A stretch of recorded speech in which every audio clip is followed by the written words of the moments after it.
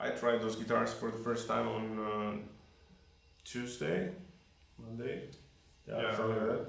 And I was actually surprised because I mean it was really easy to play, and the sound was really good. The output is high output, like I like to play my music. I play mainly rock and metal, and but still, like he said, on the clean channel, the guitar is sounding really good. Also, if you go down with the volume, and you wanna look for some crunchy sound or whatever. And the guitars, the other guitars are more or less the same, right? Except for the one with the floaty rolls, which I'm gonna play later on. This one right here. Stainless steel frets on them, but mainly the differences, besides the bridge on these three, are the paint job. A little bit different finish, a little bit different mood. So of course, if you guys ever have any questions. Where are you located at? Out of Houston. Oh, okay. Yep. So I designed them, and I have a factory in South Korea that we produce them at. So it makes them, you know, it's a nice compromise between, well, as far as price, we get them affordable, Right. but they're still high enough quality that professionals use them and abuse them, and you know they can stand up to professional use. Yeah. What about if anybody is interested into ordering and? What do you mean if? Yeah, sorry. When those yeah. guys will be interested in? Oh, absolutely, yeah. Our website, very simple, altiusguitars.com. We're on Facebook too, and we'll be, of course, linking and sharing a lot through Eric's website. And this is also a way to reduce the cost because you bypass the store and the distribution, right? Exactly, that's the point you were getting at. We only do it direct because, like you say, we cut out the middleman. We deal directly with our customers. We don't have other people managing our customer experience. We are managing the customer experience so we can ensure a high quality experience for everybody. So, thank you very much. And if you have any questions later on, let me know. So now I'm gonna play a song from my album. That's a drop A with the 7-string, and it's a typical song that I write because there are really a lot of odd tempos. The beginning is in 7/8, 9/8, 7/8, 12/8, but just to be more less boring and more specific about that. When I compose, I don't like go 7/8, 1 2 3 4 5. I use like I spoke to you before, the Indian rhythm system, which is called kunako, which it works like that. In the Western music, we are used to count 1 2 3 4 2 2 3 4 3 2 3 4 whatever, and every time we have to sing the rhythm or the time signature, right?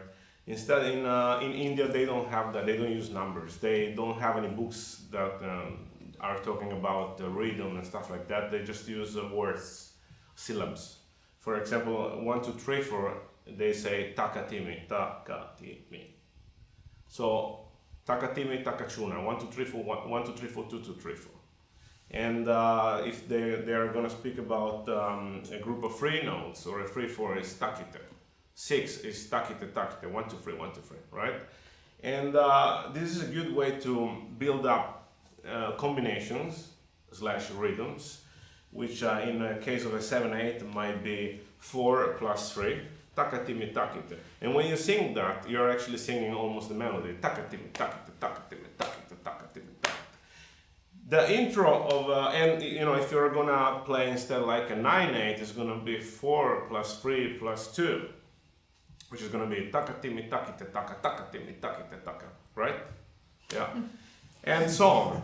I play a lot of really strange things sometimes, like I play 15, 16, 17, 16, 19, 16. There is a song I'm gonna play later on based on those crazy rhythm. But it's also a really good way to just try to do different things sometimes than just one simple melody. A simple melody is really important, and it's really difficult to write a really good melody and a song with a really simple structure.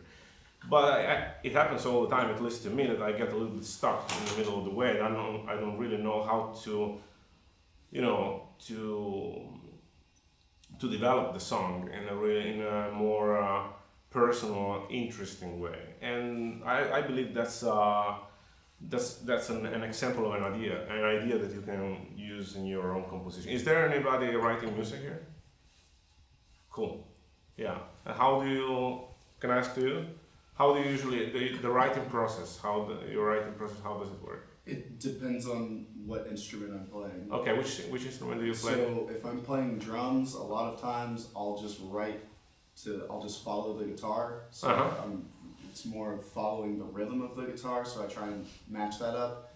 If I'm writing for guitar, it's kind of interesting because I'm not really too technical on guitar. So it's kind of just fumbling around until I find something that I like, or throwing it into a weird tuning and hoping that it works out. Yeah. Actually, the point is, for me, I'm not technical too. Yeah. I build up the technique later on when I have to, you know, learn the song. Or anyway, there is a melody that is singing in my mind, and then I need to have enough technique to be able to play it. Yeah. That's it. Yeah. I don't need to go over that, you know. Some people do that. Some people like to shred their pants off. I don't usually do. If that's English, I don't usually do that. But sometimes, if the song requires that, then I have to be able to do it. It's whatever the song is calling. Exactly. Yeah. And my writing process usually is with the guitar. So, like you said, I sit down with the guitar and I just jam, right? Yeah. And usually I work on really simple ideas, and then I develop those ideas, and I might be having like a more complex structure or more difficult riffs, you know, as a bridge or whatever. You know, the song I'm gonna play now is basically, it more or less started this way. There is a riff, which is with a diminished chord, which is something that I usually do. But then I tried to develop this idea. In the beginning, the idea was something like, or so. Something like that, and then I tried to, you know, using the kunakol to try to, how can I say, manipulate the first idea in order to make it more interesting. And I developed that rhythm which goes 7/8 and 9/8, 7/8 and 12/8, and you know the rhythm goes like that.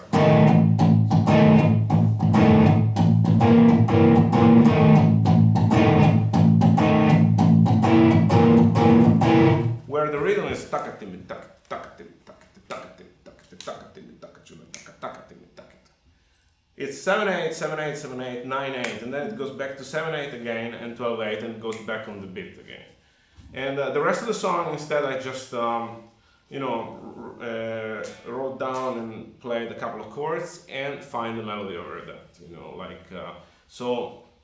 But that's a process that comes later, like it's more rational, like you have your chords and you need to find the melody over that. You know, sometimes you just sing that melody, sometimes instead you need to write down the chords you use and try to play the arpeggios over that and try to find the melody which, you know, fits the song. Anyway, I'm gonna play the song from the top. This song is called Dynamic Overture, and it's also in my latest album, The Art of Complication.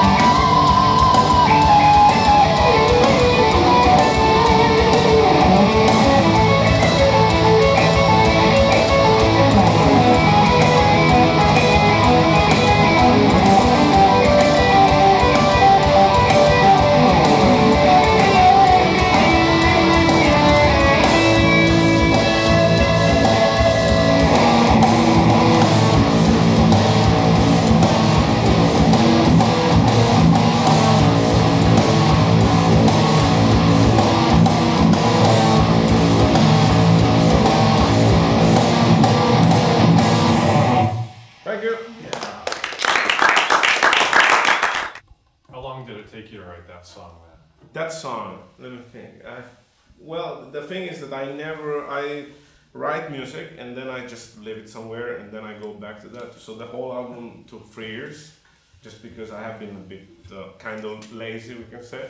But you know, beside writing music, I teach a lot. So the whole week is basically booked with lessons, and then I have the time to compose in the weekend, which you know, I would like to have more time, but it is what it is. And in the weekend I have to divide myself between taking care of my family and writing music. So, and rock and roll and family doesn't really match sometimes. So, but it took a little while. I changed that song a lot, like I said before at the beginning, the intro, and then probably you heard a lot of different weird instruments sometimes. There is an accordion. There is an accordion playing a duet with the guitar in the beginning. And I have those two guys from Bosnia. One plays the violin, classical musician, excellent musicians. They live in Norway. They are from Bosnia, and one is playing the violin and the other one the accordion. And I had those two guys in the studio playing at the same time, doing layers over layers, and at the end of the session was almost sounding like a really cool orchestration, you know, without having so many elements, you know. But I found out that that's a really good way to go for me. So from the next album, I will try to have more and more classical instruments, even if my music don't have anything to do with classical music. But you know, I try to make things more interesting comparing to how nowadays it works. That you know, people use a lot of drum machine. I use the drum machine and stuff like that. But everything gets a little bit more too much fake sometimes. So you know, also it's really difficult having like some guys that play classical music in your studio instead of using VST instruments, which are really good stuff. But you know, you can really hear the difference, right? Oh yeah. Yeah. So Real instruments just sound better. exactly, and I mean they sound human, and that's Human what touch. we like, right? I mean, I also like to hear like drum machines because I come from that you know, metal school, and a lot of metal bands they use that. But yeah, I mean sometimes you really miss the human factor. I mean too many triggered and quantized drums, you know, and looks like anybody can make an album nowadays. Just right, you know. Yeah. Any other questions? So you mentioned that you kind of only have time to write like on the weekends. Yeah. So how do you kind of get into like your creative headspace? Because creativity, kind of it's spur of the moment. So like how do you do that on a schedule, I guess, or like how do you really get into your creative headspace when you've only got X amount of time? My life became a little bit more complicated in the last couple of years. So before I had a little bit more time. Yeah. At the same time, I'm using time more wisely now because I have less time. So I don't just you know, sit on Facebook. Yeah. I mean, I do that. Honestly, I still do that, but it's almost impossible not to do that. But yes, I mean, what you say is right.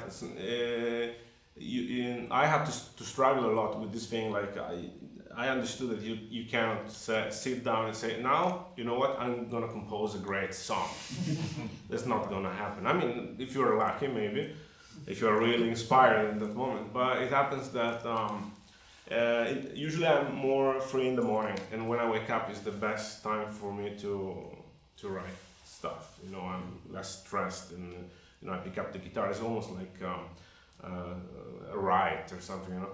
And I take the telephone. Usually every morning when I wake up, I get the guitar and I write something. So there is something. I mean, but write something can be a melody or a riff, and then it's time to go. So I don't have the time anymore. But everything is on my telephone. So everything goes into my hard disk, and then you know, I sit down and I say, now I'm gonna arrange the songs. Yeah. You know, the only problem is that I need to learn how to play those riffs, which is not that easy. But yeah, that's more or less how I do that. And Like I said before, yes, it's really difficult to sit down and say, oh, now I'm gonna write a song. So I noticed that last summer I had like 2 weeks free, and I said I want to write the album now. But I wrote some stuff. I would say 10% is interesting. The rest is just garbage. Just because I wanted to do it instead of. It has to be something that comes natural. For me, composing is natural. Yeah. Not all the time, of course, but I need to get inspired to do it, like anybody else.